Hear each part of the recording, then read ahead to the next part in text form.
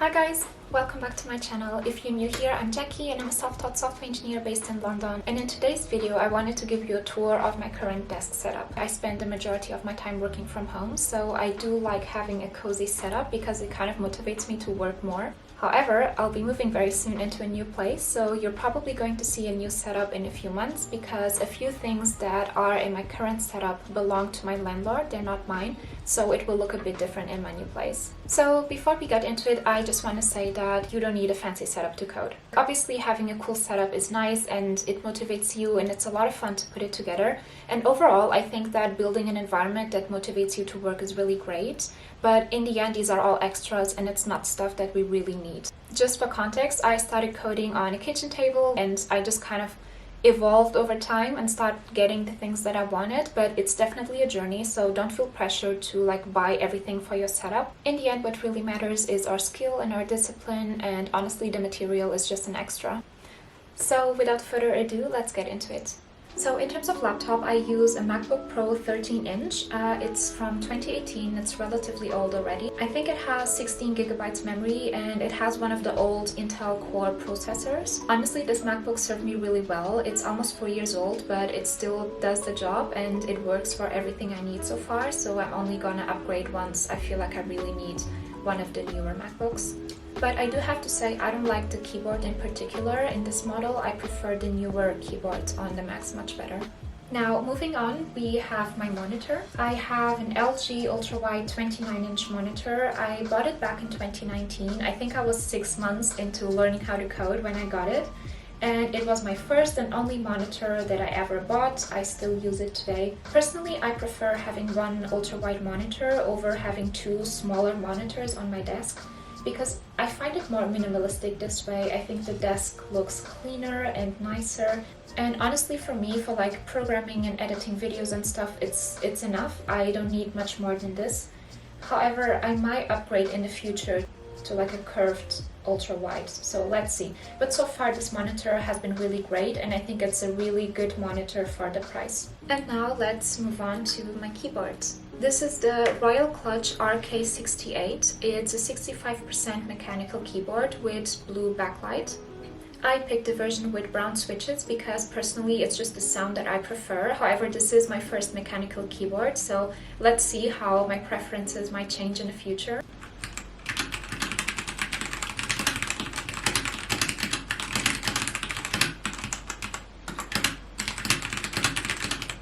So far, I'm really loving it and I might personalize it in the future, but for now, I really like the all-white, simple version of it.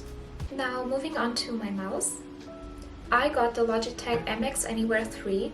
It's a very nice, very sleek mouse. I got it in white so it matches my keyboard. I got this mouse because it was wireless and I like the design, and honestly it works really well, so I didn't have any issues so far. The battery life is insane, it lasts forever, it's actually really good, and yeah, I can definitely recommend this mouse. It's a very nice model. Now I just want to take a moment to thank Turing.com for sponsoring this portion of the video. Turing.com is a platform where you can apply for remote software developer roles, or if you're a business or a company, you can hire remote software developers. However, that's not the only thing that they do. They also launched Turing Community, which is a career-centric community for software developers. In their community, you can share your experiences, you can network, you can try to find a mentor, you can learn from other people and kind of upgrade your skill set. And it is also really good to stay informed on what's going on in the industry. From my experience, getting involved in such a community can be really beneficial for your career, and one thing that I really value is to also gather different perspectives and different opinions from people that work in the industry. Joining them is completely free. You can do so at community.turing.com. The link will also be in my description, so definitely check it out if you're interested. They also have this month a Women in Tech event, which is very exciting in celebration of International Women's Day. So I get a lot of questions about the next product, which is my screenbar light. This is the BenQ Screenbar Plus. BenQ was so kind to send it to me last year and I literally use it every single day. It has different light settings which you can personalize. I enjoy warm tones, but they also have colder tones if you prefer that, and you can change the intensity, or you can also just let the screen bar itself adjust the settings automatically to kind of best fit your environment, so there's that option as well. I find it quite useful because I have a window behind my monitor, so there's usually some shadow on my desk, and this screen bar really lights it up nicely. Overall, I think it's obviously not a must-have, but it's a very nice extra for your setup, and it does give it like a nice cozy touch. Next up we have my webcam. It's quite a nice one, the quality is quite good, and it has a privacy protector as well, which you can kind of slide on.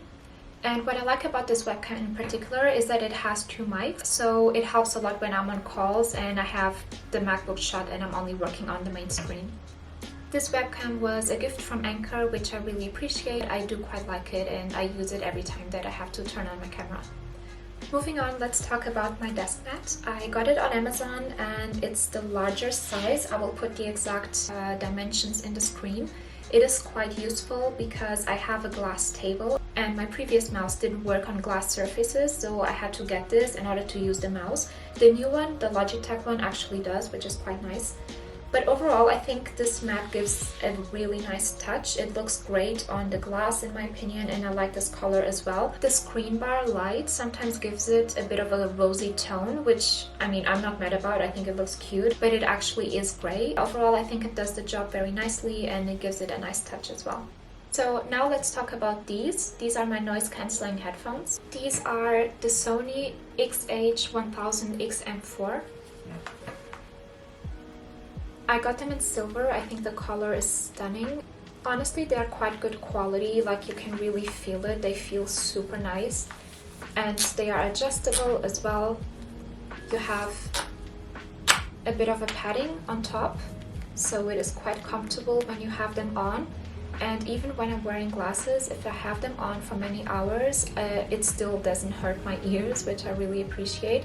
And that used to be my issue with other headsets.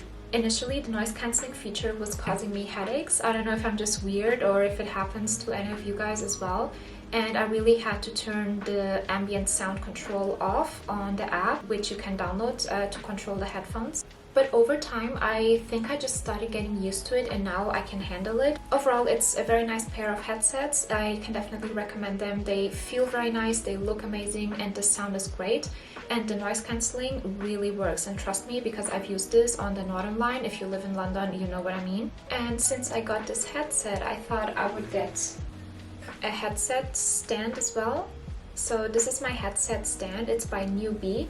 It's very cute. I got it on Amazon. It's pretty affordable. I think I paid like £7 or £8 for this. It has some rubber feet so that your stand doesn't move when it's on the table, which is very nice. And when you put your headset on top, this piece kind of molds to the form so it doesn't damage the headphones. And now let's talk about the most important thing that's on my table, which is this mouse. I got this super randomly on Amazon. I just decided to order it because it looked really cute. This is a night lamp for children, but I just have it on my desk. It ran out of batteries the other day. I need to change them. It does have some batteries here. I do really like this cat. It's very cute. It's not useful at all. It's just like a nice thing to have because it looks really cute. I have these cute little plants on my desk as well. I think having little plants on your desk is a vibe and they give a nice touch, and I really like these. And fun fact, these were actually sent to me by an Instagram follower who so kindly decided to give me some plants for my desk because I didn't have any, and I was obviously posting a lot of pictures of my setup, and I've had them on my desk ever since. I have this notebook on my desk as well. This is where I write my to-do list. It's a very cute notebook which I got at the gift shop from the British Museum here in London. You may say that I'm old school, but I do prefer writing my to-do list by hand. I find it more satisfying to cross them. It has a nice quote on the cover by Hemingway: "There is no friend as loyal as a book," which I'm sure the bookworms out there will understand. And finally, I decided to leave these two for last. Let's talk about the table and the chair that I'm using. These are the two items that belong to the room that I'm currently renting, so they actually belong to my landlord, they're not mine. I do have my own standing table, however my landlord didn't want to move this desk out of the room, and I just don't have space to have two desks in here, so I decided to just use the one that's available in the room for now, and then in my new place I'm gonna use my new standing desk. Unfortunately, I don't know where it's from, I don't know how old it is, I don't know if it's still available to buy. I will try to ask my landlord, and if he can give me any details, I'll put them on the screen. So this is my chair. Unfortunately, I don't know the brand or the model because I just couldn't find it on a chair itself. It does have a mesh over here, which is quite comfortable, but I would say it's a good chair, but it's definitely not the best that I've used. The ones in the office are quite better. I will have to get one when I move into my new apartment, so let's see what I buy. This is all I have for you for this video. I hope you enjoyed the desk tour. I hope you find some of the information useful to build your own desk setup. Please leave a like on the video and subscribe if you would like to see my next desk setup. Thank you all so much for watching, and I will see you in my next video. Bye!